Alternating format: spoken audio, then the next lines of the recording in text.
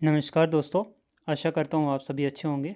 तो जैसा कि पिछली वीडियो में हमने डिस्कस किया था केवीएस की जो रिक्रूटमेंट निकली है 2022 की, जो पहले भी नोटिफिकेशन बोर्ड के द्वारा डाली गई थी अपनी वेबसाइट पर। तो वो वाली जो पिछली वीडियो थी वो जूनियर बेसिक टीचर होते हैं, जो जेबीटी होते हैं, जो प्राइमरी स्कूल में लगते हैं, उनकी वो नोटिफिकेशन थी और उसके बारे में हमने डिस्कस किया था। और इस वीडियो में हम जो टीजीटी पीजीटी और नॉन टीचिंग जो स्टाफ होता है अदर्स, उनकी वैकेंसियाँ जो निकली हैं उसके बारे में डिस्कस करेंगे ये कि कितनी वैकेंसियाँ निकली हैं और क्या क्या प्रोसीजर रहने वाला है। तो आपने ज़्यादा परेशान नहीं होना है, बड़ी सारी वीडियोज़ आपको यूट्यूब पर मिल जाएंगी। तो उस पर उसमें दिया होता है कि ये एलिजिबिलिटी है, वो नॉर्मली एलिजिबिलिटी होती है। आपको पता ही है कि सीटैट होना चाहिए, टीजीटी के लिए होगा, तो उसके लिए जो पेपर 2 होता है सीटैट का वो क्वालिफाई होना चाहिए। आप में से बहुत सारे लोग जानते ही होंगे अमूमन, क्योंकि वो स्टडी सेट अच्छे होते हैं तो उनको पता होता है, ज़्यादा डिस्कस करने की ज़रूरत नहीं है। और क्या एज कितनी होती है और क्या क्या क्राइटेरिया होता है क्वालिफ़िकेशन का, वो भी आपको पता ही होता है, पता ही रहता है। अगर आप में से जिस किसी को नहीं होगा पता तो वो वीडियोज़ में कमेंट करके भी पूछ सकते हैं।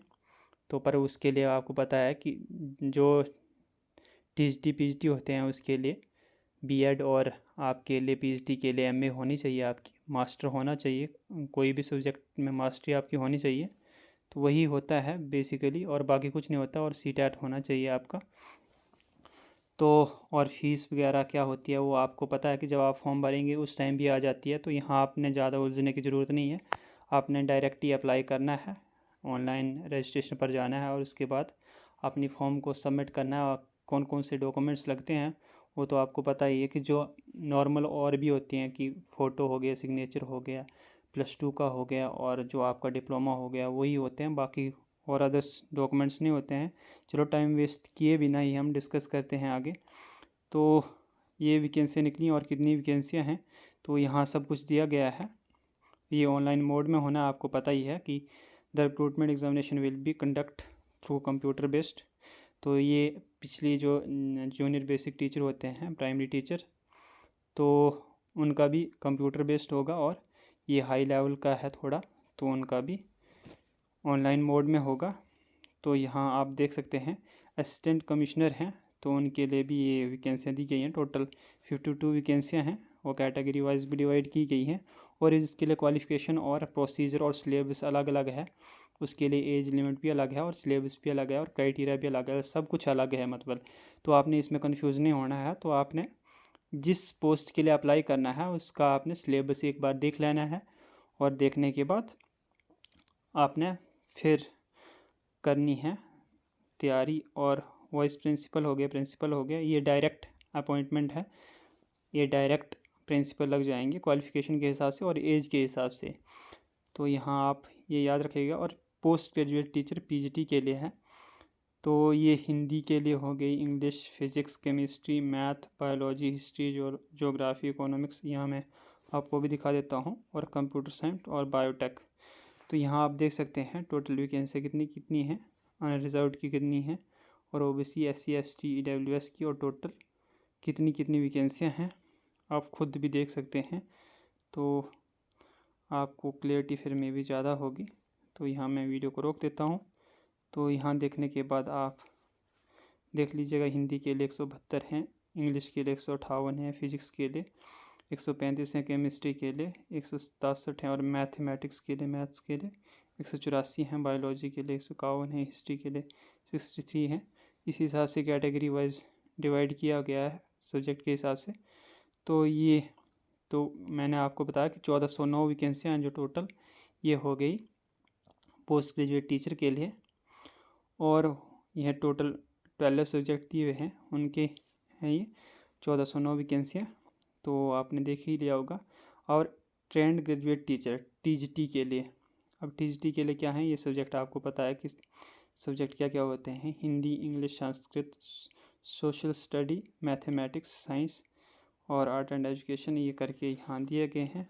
और टोटल वैकेंसी कितनी है, 3176 वैकेंसियाँ हैं, 3176 वैकेंसियाँ हैं। और हिंदी के लिए 377 है, इंग्लिश के लिए 401 है, संस्कृत के लिए 245 हैं, और सोशल स्टडीज़ के लिए हैं 398 है, मैथमेटिक्स के लिए 426 हैं, और साइंस के लिए 304, और फिजिकल ये हेल्थ के लिए होगा, और आर्ट के लिए हो गए ये 251 हो गए।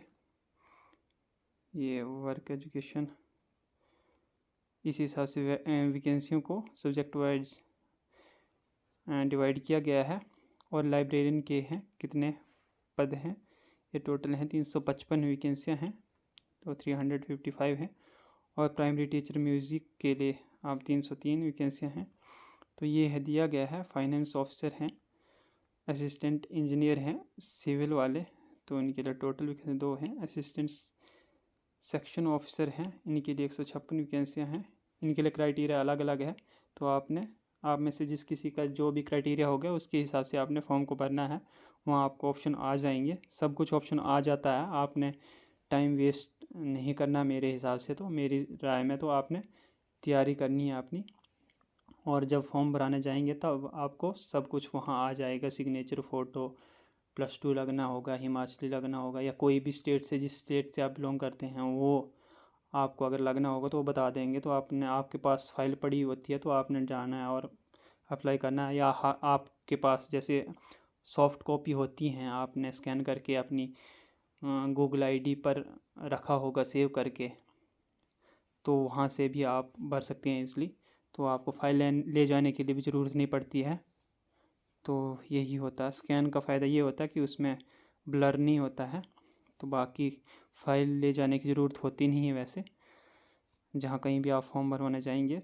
तो जूनियर सेक्रेटरीट असिस्टेंट की हो गई, स्टेनोग्राफर ग्रेड 2 की हो गई, ये इस हिसाब से कुछ वैकेंसियाँ थी। और ये जो आपको पिछली वीडियो में मैंने बताया था कि नेचर ऑफ डिसेबिलिटी आइडेंटिफाइड सूटेबल्स, ये करके था, जो दिव्यांग होते हैं उनके लिए है क्राइटेरिया। तो यहाँ इन्होंने डेफिनेशन दी हुई है कि कौन कौन सी अगर डिसेबिलिटी है तो उसके हिसाब से उनको बेनिफिट मिलेंगे। तो ये पे स्केल कितना है, ये 78,000 से है, और लेवल 12, और एज लिमिट कितनी है, 50 है। तो ये सब के लिए नहीं है, ये अलग अलग के लिए है, प्रिंसिपल के लिए है, ये ऊपर था असिस्टेंट कमिश्नर के लिए थी ये, और प्रिंसिपल के लिए ये 35 to 50 के बीच में। तो यही था, वाइस प्रिंसिपल के लिए 35 to 45, ये क्राइटेरिया है, आप देख सकते हैं। अगर आपको कोई और क्वेश्चन पूछने होंगे तो आप कमेंट सेक्शन पर प्लीज़ कीजिएगा कमेंट, और मैं आप तक जितना पॉसिबल हो सके रिप्लाई देने की कोशिश करूँगा।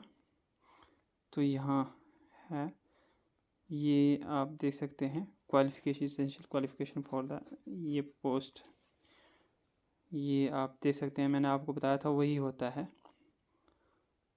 50% मार्क्स होने चाहिए मास्टरी में।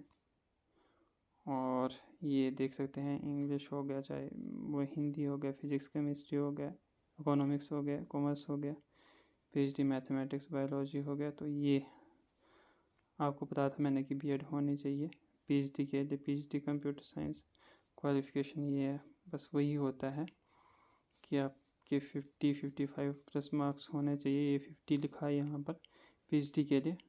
और ट्रेंड ग्रेजुएट टीचर के लिए क्या है, तो यहाँ 44,900 पे स्केल होगा, लेवल 7 है, ये 35 एज है, अपर एज।